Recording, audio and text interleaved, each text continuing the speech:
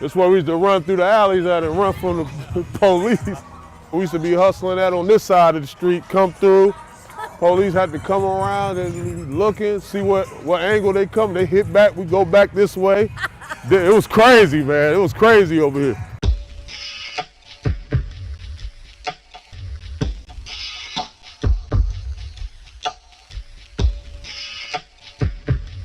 We're gonna stop by this little block party, ride through the neighborhood. Get off that phone, Brandon. I'm a proud son of Racine. The thing that used to always get me was like when guys used to make it out of here, I never seen them again. It definitely can get overwhelming at times, but I feel like with all the success and the blessings that you've been given, you damn near obligated to do these things, to come back and, you know, inspire lives and show kids that, you know, they can make it. And that's why I just, you know, stick around for the most part. How you doing, baby? Now tell us why you came to visit. Because he knows your daddy. Where's that at? Dewan baby. Oh, yeah. Where Dewan at? My mom being a single parent, we didn't have much, but we made the best out of what we had. And this the South Side. This my block. This my block right here. I'm gonna tell you this block right here in particular. They moved, her mom got killed by these boys in the yellow house. We going to our bus stop, the body right there in the alley. She got shot 4 times, police raided this house, ended up finding out who did it. Then somebody got shot. It was just like everything, it was just like a trickle down effect. This person got shot, this, that. It all happened like right here on this 4 or 5 block radius. I saw the way my mom was struggling, and I started seeing things for what it was. Older people in my family was hustlers, and they introduced me to the game.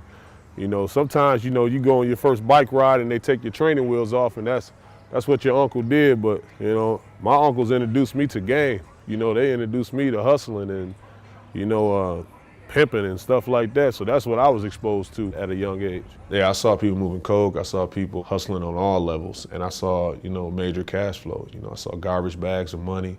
I saw all that. And, you know, it wasn't like I was seeing it from a distance. I was seeing it in my household.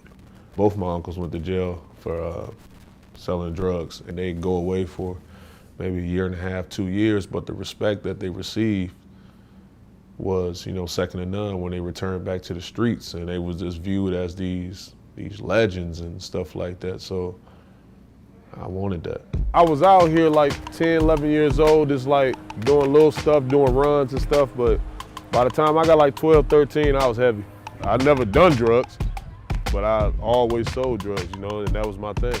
I was doing my paper route, started off with a 16th of cocaine and rocked it up. When it was droughts, I was mixing, you know, cocaine with BC and, you know, getting extra and stringing it along and stretching it out and trying to make more money. What's a 12-year-old even do with that money? We was buying trap cars, you know, automobiles that didn't last long, but they was ours. It was crazy because like say if somebody went to jail, you know, used to just be like, all right, I'm gonna pick up where he left off, so I'm gonna grab his car, and not knowing like he got the car hot, so obviously the police, that's a tip to them right off the bat. Like, drug dealer go to jail, Cadillac, rims, you buy it, you a drug dealer. just arrest a different guy. Who can dunk it by themselves though? I'm saying, who can dunk it by themselves? We having a dunk contest on the south side, 19th and Meade, where I grew up at, and you see the shorties out here trying to get loose. He gonna make it though. He right there. Watch out. Oh! This how I used to be back in the neighborhood when I grew up. But we used to have to put it in the alley because they wouldn't let us block off the streets. But then we used to block off the streets anyway and just watch out for the traffic. Man, I was arrested a lot. You know, I was picked up for, you know, raid situations or sweeps on the street, little shootouts or whatever the case may be. I had an incident and a guy paged me that morning. He told me that, you know, he wanted a 1/4 ounce crack cocaine. I was at the point where they wanted to expel me because of all my tardiness and absence. So I was like, all right, when he hit me, I'm gonna leave school and just go ahead and make this money, then come back. And I put the gun in my locker. I had the cocaine on my person, and I never got the page because the ATF came and, you know, got me The windows at Case High School, I'm almost positive that if I remember, like, they had a slant to them, like, so they wouldn't fully open. So, like, I couldn't just, like, dive out the window or nothing, but I definitely would have tried it and took my chances on running. So I was just sitting dunk and they apprehended me. The juvie system at Wales was just crazy because I was locked up with everybody. You know, it'd be 18, 19-year-old men in there. Ended up in solitary for 2 weeks. That was like the hardest time I ever did right there. Being locked down 23 hours a day, no visitors. That's when I just like, I gotta change because like my old ways ain't doing nothing for me. Like my situations just continue to get worse. How hard is it to see your mom while you're in there? Damn. Like, seriously, like I ain't shit. Like that's how you feel, like from top to bottom. You just feel like I ain't shit. My little brother look up to me so much, and like the oldest sibling's supposed to set that example. And you know, my mother, like she look at me as, you know, I'm her legacy, I'm her pride and joy. I was looking at that and I felt all that failure, and my grandmother looking at me like, man, boy, you ain't got trouble again. Like that hurt deep, like bone deep. Like it really, I felt it all over. Like I can't do this to my mother, I can't do this to my grandmother. And you know, it's just a cycle of our men and our family just continue to go through this. They go to penitentiary, they get out, they do something, they go to penitentiary, they have kids, they keep, like it's just a cycle, and I wanted to break that cycle. I just started focusing on, you know, getting a job, getting off the bracelet, and just focusing on me. Real talk, I don't know how the hell I did it. You know, like I really don't. Like I can tell you, like just you know, a lot of guys be politically correct and just say, oh yeah, you know, I knew, and that, man, I don't know. You know, I was making thousands of dollars in the game. You know, I had an opportunity to have a straight connect and do a lot of different things, and my fear factor was just, you know, the penitentiary, or, you know, end up having to go to jail, or, you know, having to hurt somebody or getting hurt out here in these streets. I just decided that, you know, I didn't want that, and I wanted to, you know, see how far my talent can actually take me. Does it look different, right? Yeah, it looked a lot different. Is this the one you worked at? Yeah. Oh, really? Yeah, I was back there on that boiler steamer back there. I bet you can't. Oh, we ain't got no steamer back there now. Yeah, I didn't see y'all changed it. Right now, though, can you? That's where I was at, right there. You could probably still make a Whopper. Yeah, I can make a Whopper See, after still. we knock some of these orders out, if you still here, we might have to put you I'll on the show you. table now. I'll show you. All right. How you send it through? This, you'll do it this way, right? Close it up and just drop it down. Yeah. Oh, I'm gonna knock it out. You ain't gotta say that. I'm gonna do it. Watch this. Watch my moves. Just watch this. I was on probation here. The probie. I had a big bracelet on my the home. You were there for 2 years? No, I was on that for like 6 months. Huh? I used to wear like 4 pair of socks so I could disguise it. Thank you. They was like, hey man, you know, you gotta, you know, something out of it. It's like, yeah, my cousin got that same thing, man. One time, I got out of work and she wasn't here to pick me up. Our house was like, I don't know, 5 miles away from here, and I had like maybe 30 minutes to get home. Otherwise, I gotta go back. I gotta go back to jail, and they gotta figure out was I lying or whatever the case. I ran as fast as I could for as long as I could.